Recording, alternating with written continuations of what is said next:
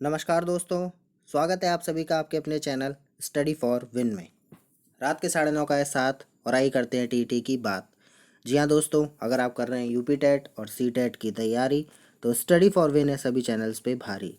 शाम को 7:30 बजे डेली लाइव क्लास, रात में 9:30 बजे जो आप वीडियोस देख रहे हैं अभी इंपॉर्टेंट फैक्ट्स के, और सुबह 10 बजे आपको मैम के स्पेशल वीडियोस प्रोवाइड किए जा रहे हैं जो आपके यूपी टेट और सी टेट की तैयारी में बहुत ही ज़्यादा इफेक्टिव हैं।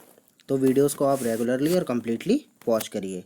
हमारे शानदार नोट्स पाने के लिए और हमारे शानदार ग्रुप से जुड़ने के लिए जो नंबर है आप 9496369356, इस पर आप व्हाट्सएप करके या कॉल करके कांटेक्ट करें और हमारे स्पेशल ग्रुप से जुड़ के हमारे स्पेशल नोट्स एंड पीडीएफ प्राप्त करें। सही चुने और अभी चुने। आज की वीडियो में हम बात करेंगे प्रदूषण के कारण जो हमें परेशानी होती है, प्रदूषण से संबंधित जो हमारे 40 महत्वपूर्ण तथ्य हैं उनकी बात हम इस वीडियो में आज करने वाले हैं। तो बिना कोई समय गवाए शुरू करते हैं आज का अपना ये शानदार टॉपिक, जिसका आपका पहला फैक्ट है, पर्यावरण को सबसे अधिक प्रदूषित करने तथा उसे विकृत किए जाने का दोषी जिसे माना जाता है वो है मनुष्य, मानव यानी हम लोग। नेक्स्ट है, प्रकृति में विकिरण प्रदूषण का जो स्रोत है वो है आपका सूर्य, सन। सन जो है विकिरण प्रदूषण का प्रमुख स्रोत है। अगला है आपका, प्रकृति में वे रेडियोधर्मी तत्व कौन कौन से हैं जो विकिरण प्रदूषण के स्रोत बनते हैं। तो वो तत्व हैं आपके रेडियम, यूरेनियम और प्लूटोनियम। कई बार पूछे गए हैं कि रेडियोधर्मी तत्व कौन कौन से हैं जो आपका विकिरण प्रदूषण करते हैं, तो वो हैं आपके रेडियम, यूरेनियम तथा प्लूटोनियम। नेक्स्ट है, विकिरण प्रदूषण का सर्वाधिक हानिप्रद प्रभाव है त्वचा कैंसर। ठीक, स्किन कैंसर है विकिरण प्रदूषण का सर्वाधिक हानिप्रद प्रभाव। नेक्स्ट है आपका, विकिरण प्रदूषण फैलाने वाले दो जो घरेलू उपकरण है वो है आपका टेलीविज़न और आपके प्रदीप्त बल्ब जो है आपके मरकरी और सोडियम, जो मुख्य रूप से आपके विकिरण प्रदूषण को घरेलू स्तर पर फैलाते हैं। अगला है, वायुमंडल में रेडियोधर्मी तत्व कितने समय तक बने रह सकते हैं। तो ये आपका हजारों वर्षों तक ये आपके वायुमंडल में बने रह सकते हैं। विकिरण का जो आनुवंशिक प्रभाव है वो है आपका विकलांग अथवा विकृत संतान। ये क्या है, विकिरण का आनुवंशिक प्रभाव है। नेक्स्ट है, भारत में जीवनाशकों का औसतन उपयोग जो है वो है 457 ग्राम पर हेक्टेयर। बहुत बार ये क्वेश्चन पूछा गया है कि जीवनाशकों का जो औसतन उपयोग है भारत में वो क्या है, तो वो है आपका 457 ग्राम पर हेक्टेयर। क्लोरोफ्लोरो जो कार्बन्स होते हैं वो पर्यावरण को आपको हानि पहुंचाते हैं, जो वायुमंडल में ओजोन परत होती है उसको नष्ट कर देते हैं और प्रदूषण को ये बढ़ाते हैं। कौन, क्लोरोफ्लोरो कार्बन्स। नेक्स्ट है, स्मोक के रूप में प्रदूषक मुख्यतः किस प्रकार होते हैं। तो वो होते हैं आपके सांस लेने में कठिनाई होती है और अगर बहुत ज़्यादा दिक्कत बढ़ जाए तो आपकी मृत्यु तक भी हो जाती है। नेक्स्ट है, भूमि का प्रदूषण मुख्यतः किस प्रकार होता है। तो आपका होता है, भूमि का जो प्रदूषण है वो मुख्यतः होता है कीटनाशी के यानी कीटनाशकों के प्रयोग से।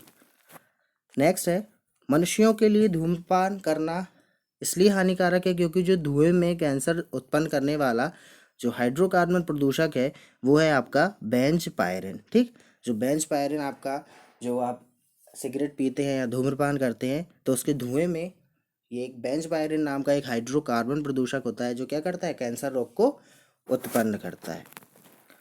वीडियो अगर पसंद आ रहा है दोस्तों तो वीडियो को लाइक करिए और ज़्यादा से ज़्यादा शेयर करिए जिससे और भी लोग इससे लाभ प्राप्त कर सकें। वीडियोस को आप लाइक करते हैं तो हम लोगों को मोटिवेशन मिलता है कि आपके लिए ऐसे ही बढ़िया वीडियोस और ऐसी बढ़िया फैक्ट्स, आपके लिए क्वेश्चंस जो आपके SCERT पे बेस्ड हैं आपके लिए लेकर आए। इस बार आपका जो एग्ज़ाम होना है यूपी टेट का वो आपका परिषदीय पुस्तकों पे होना है, तो ये जो भी टॉपिक्स आपको बताए जा रहे हैं उसी पे बेस्ड है, इसलिए आप वीडियोज़ को रेगुलरली देखिए और वीडियोज़ को आप कम्प्लीटली देखिए। नेक्स्ट अपना देखते हैं फैक्ट, वायुमंडल में जो सबसे अधिक हाइड्रोकार्बन प्रदूषक है वो है आपका मीथेन। मीथेन क्या है, हाइड्रोकार्बन प्रदूषक। तापीय विद्युत संयंत्र से जो प्रदूषक भारी मात्रा में उत्पन्न होता है वो है आपकी उड़ती राख, जिसको बोलते हैं ऐश, राख। मकान निर्माण करने वाली सामग्री से जो हानिप्रद गैस निकलती है उसका नाम है रेडॉन। बहुत बार पूछा गया है कि मकान निर्माण करने वाली सामग्री से जो गैस है जो बहुत ही हानिकारक है वो कौन सी है, तो वो है आपकी रेडॉन। नेक्स्ट है, विकिरण प्रदूषण के मानव निर्मित जो स्रोत हैं वो है आपके आणविक ऊर्जा संयंत्र तथा रेडियोधर्मी अपशिष्ट। वायु प्रदूषण के उस स्रोत का नाम बताना है जिससे प्रसिद्ध स्मारक ताजमहल की सुंदरता को खतरा हो गया, तो वो है आपका मथुरा तेल शोधक या मथुरा तेल रिफाइनरी, ये आपके यूपी में है। ठीक, बहुत ही इंपॉर्टेंट क्वेश्चन है। एल्यूमिनियम तथा सुपर फॉस्फेट इंडस्ट्रीज में काम करने वाले जो श्रमिक होते हैं वो अधिकतर दांत तथा हड्डी की बीमारियों से ग्रसित हो जाते हैं। ऐसा क्यों होता है? ऐसा होता है जो वहाँ से उत्सर्जित होते हैं पदार्थ, उसमें बहुत मात्रा में आपका फ्लोरीन रहता है, तो फ्लोरीन की वजह से दांत तथा हड्डियों की बीमारी हो जाती है। और कौन सी इंडस्ट्रीज़ में? एल्यूमिनियम और सुपर फास्फेट की इंडस्ट्रीज़ में। नेक्स्ट है, अंतर्राष्ट्रीय प्रसिद्धि के जो भारतीय स्मारक हैं जो वायु प्रदूषण से बुरी तरह प्रभावित हो चुके हैं वो है आपका ताजमहल। ठीक, फोटोकेमिकल स्मोक जो स्वास्थ्य को बहुत हानि पहुंचाते हैं में एक बहुत अप्रिय गंध आती है, तो वो जो गंध होती है वो होती है आपकी हाइड्रोजन सल्फाइड गैस के कारण, और इसकी जो गंध होती है वो होती है सड़े अंडों की तरह। ठीक है, और कहाँ से? जो फोटोकेमिकल स्मोक होता है उसमें हाइड्रोजन सल्फाइड की बहुत ही बुरी गंध होती है, और ये होती है आपके सड़े अंडों की गंध की तरह। नेक्स्ट है, अम्लीय वर्षा को जिस प्रदूषण वर्ग में रखा गया है वो है आपका वायु प्रदूषण। बहुत बार पूछा गया कि अम्लीय वर्षा किस प्रकार का आपका प्रदूषण है, तो अम्लीय वर्षा एक आपका वायु प्रदूषण है। भूमंडल के गर्म होने के लिए मुख्यतः जो गैस उत्तरदायी है वो है आपकी कार्बन डाइऑक्साइड। ठीक, यानी CO2 जो गैस है वो भूमंडल के गर्म होने के लिए सर्वाधिक उत्तरदायी है। अम्लीय वर्षा जो मिट्टी के गुणों पे प्रभाव डालती है वो ये है कि वो मिट्टी का जो pH मान होता है उसको क्या कर देती है? कम कर देती है, यानी उसकी उर्वरता को घटा देती है। pH कम होने से उर्वरता कम हो जाती है। मनुष्य शरीर की हड्डियों में विकृति और उनके नाश के लिए जो प्रदूषक प्रमुख रूप से उत्तरदायी है वो है आपकी जल में फ्लोराइड की अधिकता। अगर जल में फ्लोराइड की अधिकता हो जाती है तो हड्डियों में विकृति आ जाती है और कभी कभी वो बिल्कुल नष्ट भी हो जाती हैं। मनुष्य की स्वास्थ्य संबंधी बीमारी के लिए जो आपका उत्तरदायी प्रदूषण है वो है आपका वायु प्रदूषण। मच्छर जो है वो अपने अंडे कहाँ पे देते हैं? तो वो आपके देते हैं रुके हुए पानी में। हमेशा ठहरे हुए पानी में ही मच्छर अपने अंडे देते हैं। जीवाश्म ईंधन के जलाने से जो आपकी विषैली गैस निकलती है वो है आपकी कार्बन मोनोऑक्साइड। बहुत इंपॉर्टेंट क्वेश्चन है कि जीवाश्म ईंधन यानी आपके जो फॉसिल फ्यूल्स जलते हैं तो जो गैस उत्पन्न करते हैं विषैली वो है आपकी carbon monoxide CO। Green house प्रभाव के लिए उत्तरदायी आपकी कार्बन डाइऑक्साइड गैस है सबसे ज़्यादा का। पृथ्वी पर उत्पन्न होने वाला जो मुख्य स्रोत है वो है जीवाश्म ईंधन का दहन, यानी जब फॉसिल ऑफ फ्यूल्स जलाते हैं तो सबसे ज़्यादा आपकी CO2 उत्पन्न होती है जो क्या ग्रीन हाउस प्रभाव के लिए सबसे प्रमुख है, सबसे अधिक उत्तरदायी है।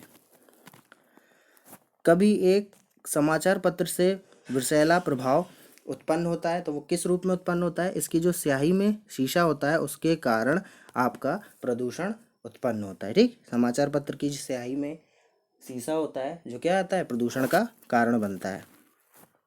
घर में प्रदूषण फैला रहे प्लाईवुड जो फर्नीचर है उससे निकलने वाला जो प्रदूषक है वो है आपका फॉर्मल्डिहाइड। बहुत बार पूछा गया है कि इस घर में जो प्रदूषण आपके प्लाईवुड फर्नीचर से जो निकल रहा है प्रदूषक उसका नाम क्या है? तो उसका नाम है फॉर्मल्डिहाइड। नेक्स्ट है, फोटोकॉपी करने वाली मशीन द्वारा जो हानिकारक प्रदूषण वायुमंडल में भेजा जाता है वो है आपका ओजोन गैस। ठीक, नेक्स्ट है, साधारणतया जिस पदार्थ से समुद्र का जल आपका प्रदूषित होता है वो है जहाज़ों से जो तेल का रिसाव होता है उससे आपका समुद्र का जल मुख्यतः प्रदूषित होता है। हैजा का रोग जो आपका प्रदूषण है वो है आपका जल प्रदूषण। बहुत बार पूछा गया कि हैजा का रोग किस प्रकार के प्रदूषण से संबंधित है, तो जल प्रदूषण से आपका हैजा का रोग होता है। सघन औद्योगिकीकरण से जो कठिन समस्याएं आपकी उत्पन्न हुई है वो है आपका प्रदूषण, शहरीकरण और बहुत ही गंदी बस्तियां। अदृश्य पर्यावरणीय प्रदूषण जो है वो है आपके ध्वनि तथा विकिरण प्रदूषण। ये किस तरीके के? ये आपके अदृश्य पर्यावरणीय प्रदूषण है, ध्वनि प्रदूषण और विकिरण प्रदूषण। नेक्स्ट है, तापीय ऊर्जा संयंत्र से निकलने वाले गर्म जल से उस जल स्रोत के जलचरों का जीवन गड़बड़ा जाता है जहाँ पे वह डाला जाता है। तो इस तरीके के प्रदूषण को कहा जाता है तापीय प्रदूषण। ठीक है, यानी तापीय ऊर्जा संयंत्र से जो प्रदूषण होता है वो है आपका तापीय प्रदूषण। नेक्स्ट है, वह कौन सा घातक रासायनिक कीटनाशक है जिसका विगत वर्षों में प्रचुर मात्रा में प्रयोग किया गया था लेकिन अब प्रतिबंधित है? तो वो है आपका डीडीटी। पहले डीडीटी का बहुत ज़्यादा प्रयोग होता था लेकिन अब इसका प्रयोग क्या कर दिया गया? प्रतिबंधित कर दिया गया। भारत में डीडीटी के उपयोग पर प्रतिबंध कब से लगाया गया? बहुत बार पूछा गया। तो लगाया गया 1985 से, यानी 1985 के बाद जो डीडीटी है वो आपका टोटली बैन कर दिया गया, प्रतिबंधित कर दिया गया है।